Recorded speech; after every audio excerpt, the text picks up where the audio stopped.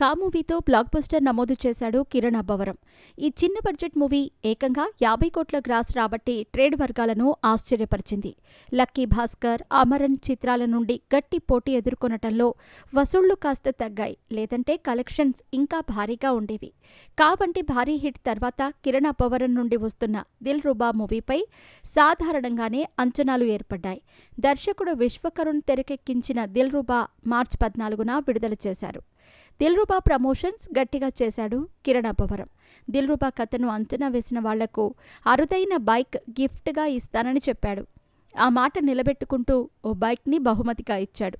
ఇక దిల్ రుబా ట్రైలర్ ఆకట్టుకుంది. కిరణ్ అబ్బవరానికి జంటగా రుక్షర్ తిల్లాన్, కాతీ డావిసన్ నటించారు. ట్రైలర్ రిలీజ్ వేడుకలో ఇబ్బందిగా ఉంది అంటున్నా ఫోటోలు తీస్తున్నారంటూ రుక్షర్ అసహనం వ్యక్తం చేసింది. ఇదంతా పబ్లిసిటీ స్టంట్ ఏమో అనిపించింది. ఇకపోతే సినిమా విషయానికొస్తే దిల్ రుబా మూవీ పర్లేదు, ఒక రెగ్యులర్ కమర్షియల్ మూవీ అని ప్రేక్షకులు అభిప్రాయపడుతున్నారు. Dilruba movie love story ఆసక్తిగా మొదలవుతుంది. కానీ వెంటనే కమర్షియల్ లవ్ స్టోరీస్ ఫార్మాట్లోకి జారుకుంటుంది. విలన్ ట్రాక్ కూడా ఫోర్స్డ్గా ఉంది. కథలో భాగం అనిపించదు.